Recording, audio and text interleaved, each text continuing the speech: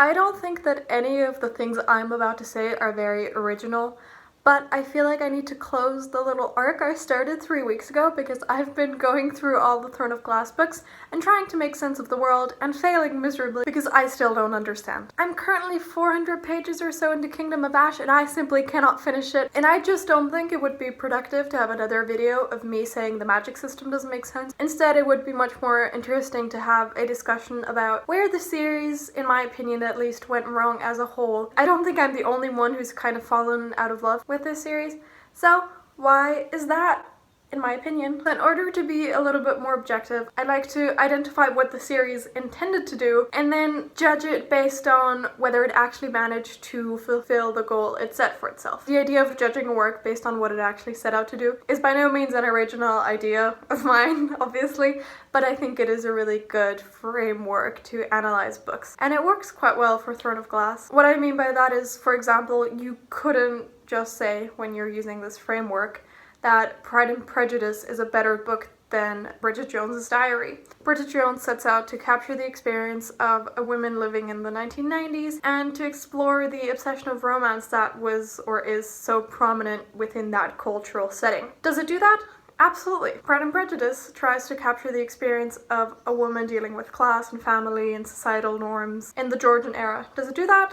Yes. Does Pride and Prejudice capture the experience of a British woman in the 1990s? Absolutely not. But that's okay because in no way is it trying to do that. So in this framework, there's no real way to say this one's better or this one's worse because they're doing such different things. Another way to put it is, for example, if I have to translate something from Icelandic and I get out the Italian dictionary to do that, I can't then go and say the Italian dictionary is useless just because it obviously wasn't meant to translate Icelandic texts. So what is the goal of the Throne of Glass series? I would say that it tries to be epic fantasy, but it is not. What exactly is epic fantasy? And first I need to put out a disclaimer, because I'm definitely not an expert in epic fantasy. I've read like a little bit of it, but not that much, but I have done some reading around it, and I will link anything I used in the description. The best way I've heard epic fantasy be described, as opposed to other types of fantasy, is that it's about scope. The characters in epic fantasy are the ones altering the course of history. Their actions can change the entire world. Technically, Throne of Glass does fulfill this requirement because the entirety of Aurelia,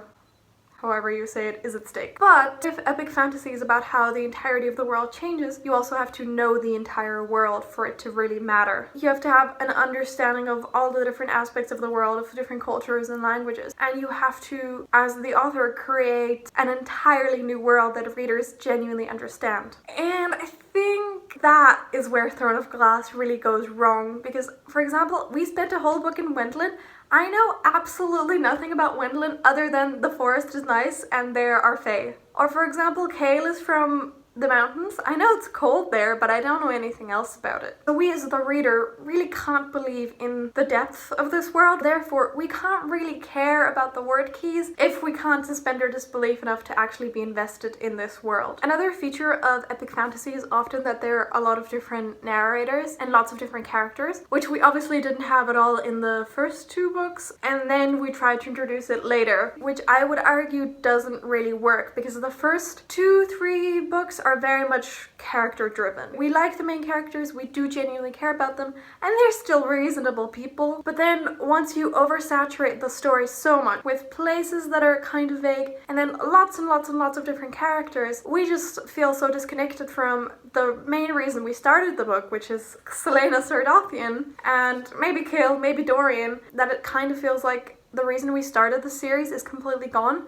and there is no real reason to continue anymore because I could not care less about Aurelia. Essentially, I believe the reason that Empire of Storms felt so completely different to the rest of the series is because that's where the series genuinely tried to commit to this notion of being epic fantasy, when the first couple books are undeniably young adult fantasy. To be precise, they're sword and sorcery young adult fantasy. And sword and sorcery fantasy is a subgenre of fantasy characterized by sword-wielding heroes engaged in exciting and violent adventures.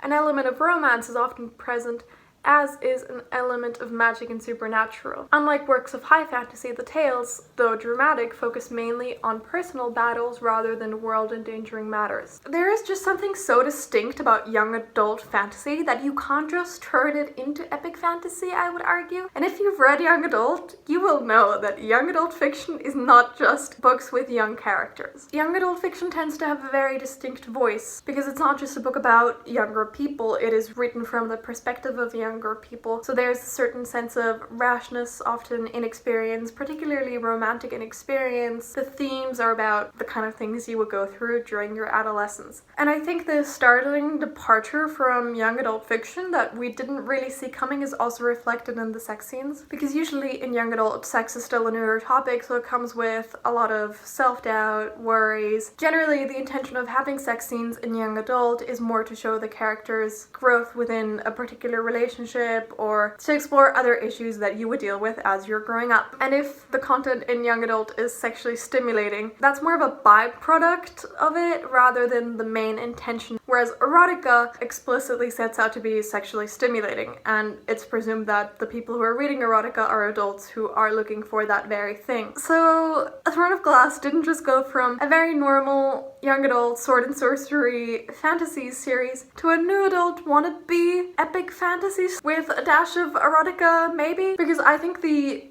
plethora of sex scenes that are present in Empire of Storms, I mean, I don't remember all of them, but I would say that little to none aren't really there for the characters. They very much feel like they're there for the readers, but it's also something that most readers didn't really ask for. And I think that's another reason why you're just thrown into Empire of Storms and you're like, I don't know what it is that I'm reading, but I know I didn't sign up for it. So since we start out as young adult and then we try to turn into epic fantasy, we kind of lose the character's main goal. I would say that the first 4 books have a very natural arc because we know we want to kill the King of Adarlan, and then we killed the King of Adarlan, and then it's like, psych, actually we have to write 3 more books because the King of Adarlan wasn't even evil, it was actually Erewhon. And things just get so muddy from there on out because we know we're kind of preparing for war, but we still don't really understand how, and we learn about all these allies from the different parts of the world that we don't actually understand or care about. So you see how it just kind of snowballs into this thing that just is so removed from everything that was so wonderful about the first book. Those are all the things I feel quite comfortable saying with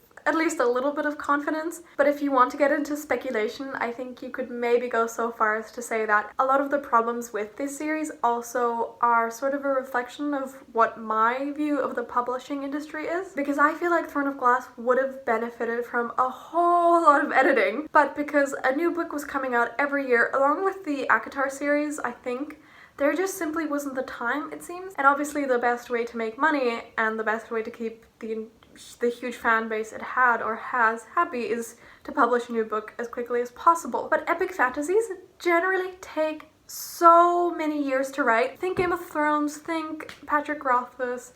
All of those epic fantasies are huge, ambitious undertakings that you simply can't rush. And the vibe I sort of get from all the interviews I've seen of the author is that she grew up loving epic fantasy like The Lord of the Rings and perhaps tried to emulate that. And because it took her so long to write Throne of Glass, I think at one point she said 10 years before she published the first one, she very much obviously grew up as she was writing it, and perhaps her interest just changed. And I wish that she could have ended Throne of Glass after those 4 books and started a new adult epic fantasy series instead of trying to mesh the two. So yeah, it's kind of a shame to see a series that I think had a lot of potential to kind of just really just go where it did. So now that I've spent like 3 weeks of my life just roasting Throne of Glass, I've been dying to say this one thing, because now that I've reread Anna and the French Kiss and I learned a little bit more about tropes surrounding virginity in young adult fiction, I really have to praise Throne of Glass, because there's, as far as I remember, no slut shaming, there's no hating on other girls, and sex really is just sex. Except when it's erotica. But there aren't really any female characters who are ashamed for having sex, and it does, I think, normalize sex in a more healthy way than some other young adult series or books. So at least there's that. So yeah, I hope this will be my last video about fae sex. I can't promise anything, but I feel like this is gonna be it.